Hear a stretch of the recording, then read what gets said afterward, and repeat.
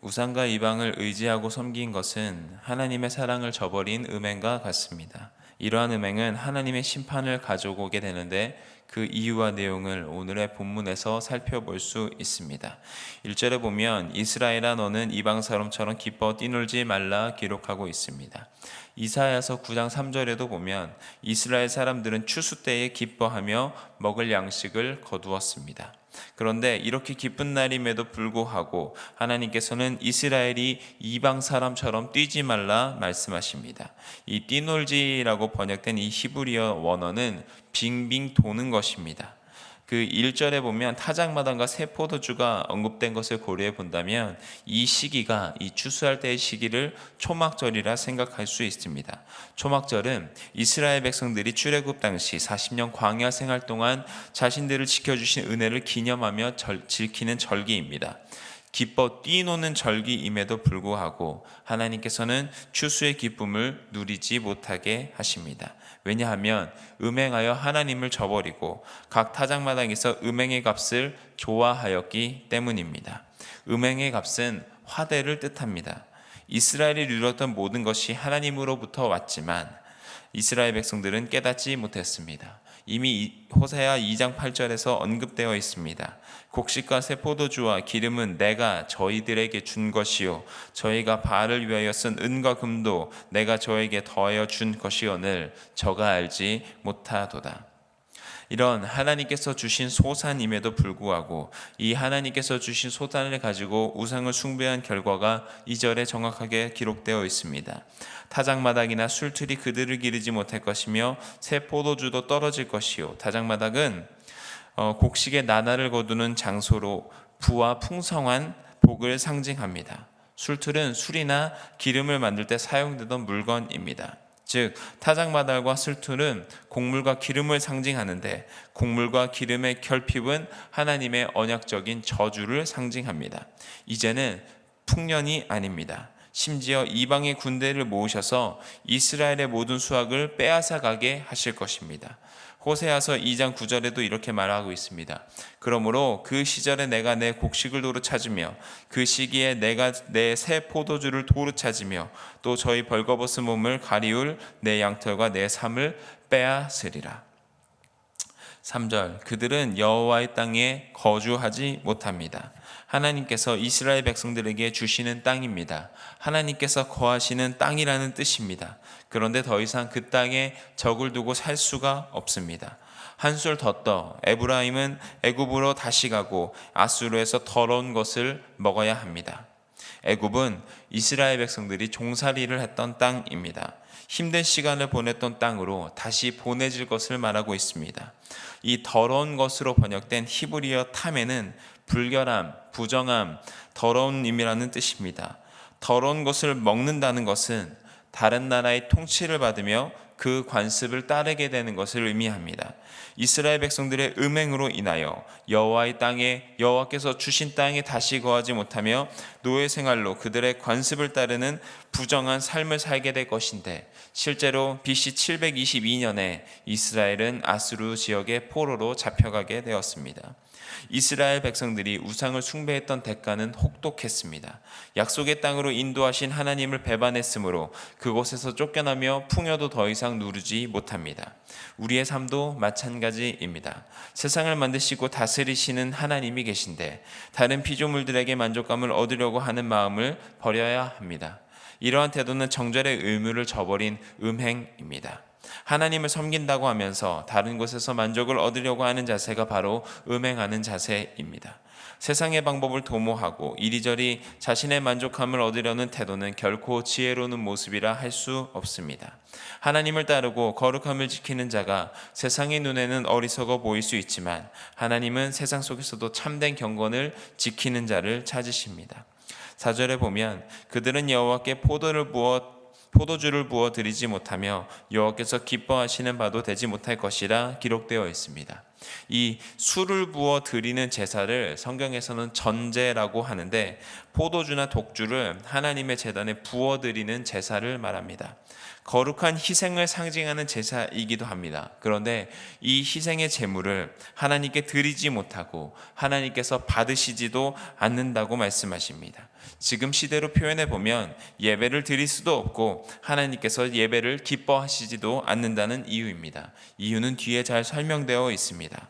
그들의 제물은 애곡하는 자의 떡과 같아서 그것을 먹는 자는 더러워지기 때문입니다. 또한 그 떡은 자기들만 먹을 수 있는 것이기에 여호와의 집에 드릴 것이 되지 않는다 성경은 기록하고 있습니다. 하나님만을 섬기지 않고 우상을 함께 섬겼으므로 그들이 하나님께 드리는 예물은 본인들을 더럽힐 뿐입니다. 그리고 율법에 따른 음식을 먹어야 하지만 포로로 끌려가기 때문에 주는 대로 음식을 먹어야 하게 되므로 하나님이 받지 않으시는 부정한 자가 되는 것입니다.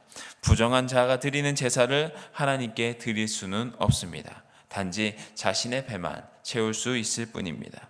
냉혹한 현실입니다. 이러한 현실 가운데 호세아 선지자를 통해 하나님께서 물어보십니다. 5절, 너희는 명절날과 여호와의 절기의 날에 무엇을 하겠느냐? 성전도 없고 희생제물을 드릴 수도 없고 포로이고 절기를 지키지 못하는 고통을 암시해주고 있는 구절입니다. 하나님은 예배드리는 자의 진실한 마음을 보시며 통회하는 마음을 기뻐하십니다.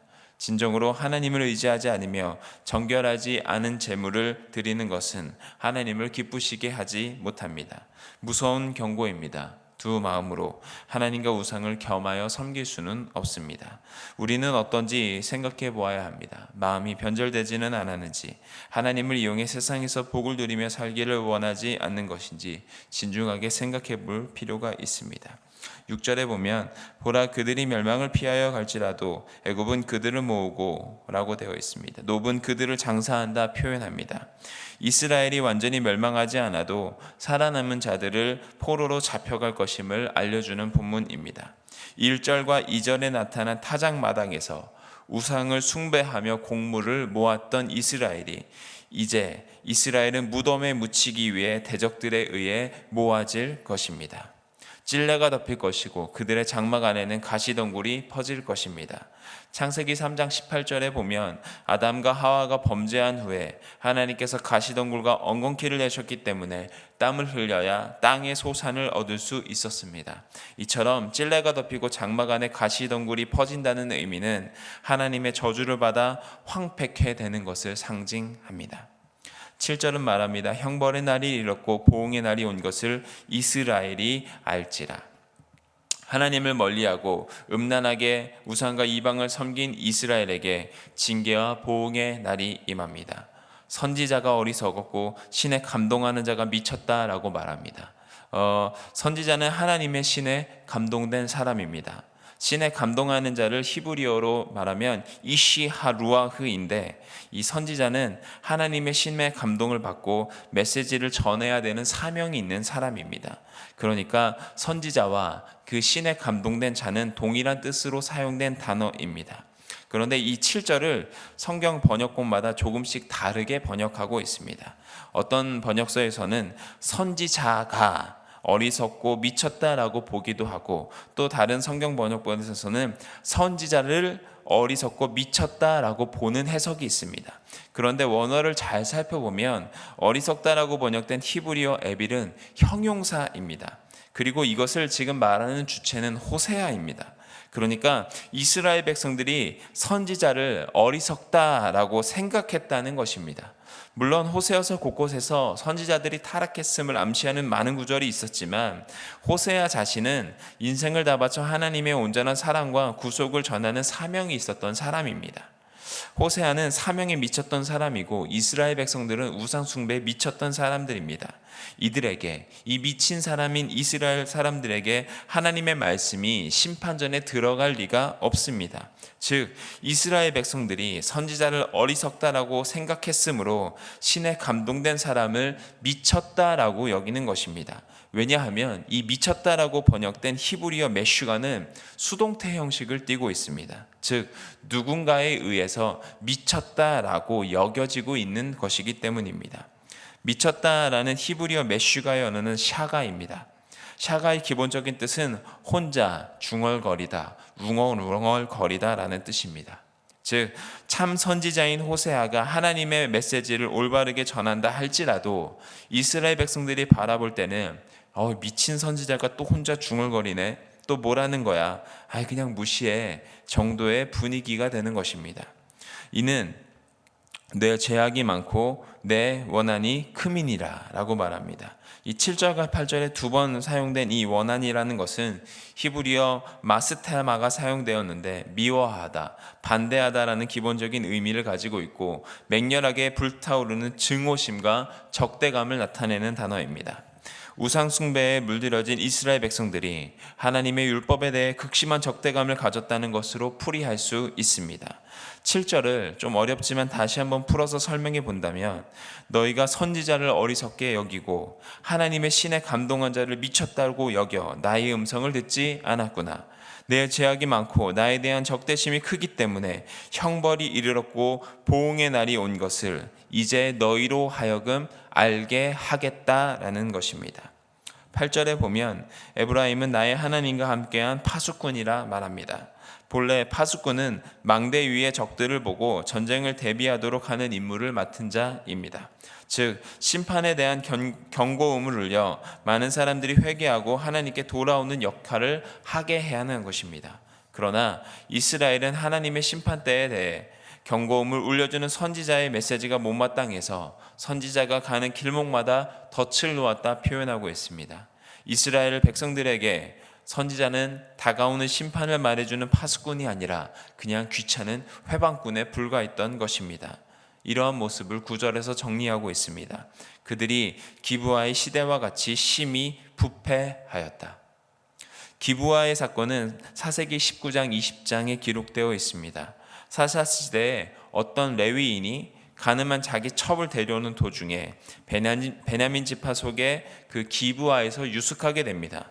그는 한밤중에 자기를 겁탈하려는 기브아의 폭도들에게 자기 대신에 첩을 내어주게 되고 이 첩은 밤새 능욕을 당해 죽게 됩니다. 그래서 이 사람이 12토막으로 이 죽은 첩을 토막내어 이스라엘 각 지파에게 보냅니다. 급기야 이 사태의 진상을 조사하겠다는 명목으로 시작된 전쟁이 베냐민 지파를 사라지게 할 정도의 참변으로 끝난 사건이 기브아에서 있었습니다. 호세아 선지자는 그 시대에 살았던 이스라엘이 사사 시대의 기브아 사람들과 다를 바 없이 타락했다고 고발하고 있습니다. 선지자의 이스라엘의 사회에 대한 평가가 최악을 향해 달려나가고 있습니다. 각각 자기 소견에 옳은 대로만 행했던 사사 시대와 덜 다를 바 없는 상황에서 여호와께서 그 악을 기억하시고 그 죄를 벌하시겠다 말씀하고 계십니다. 우상과 이방을 의지했던 이스라엘은 그에 따른 심판의 대가를 치릅니다. 우상을 섬긴 것은 하나님의 사랑을 저버린 음행과 같습니다. 거짓된 음행으로 드리는 제사는 하나님께서 받지 않으십니다. 예배는 우리의 중심을 주님 앞으로 가지고 나아가는 것입니다. 형벌의 날과 보응의 날이 오기 전에 돌이켜야 합니다. 기브아 시대와 같이 심히 부패하다라는 우리의 인생의 평가를 받을 수는 없습니다. 이를 위해 우리들에게 필요한 것이 있다면 하나님을 경외하는 것입니다.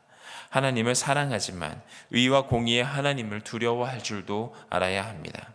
한없는 사랑을 베푸시는 하나님이시지만 죄에는 한없이 단호하십니다.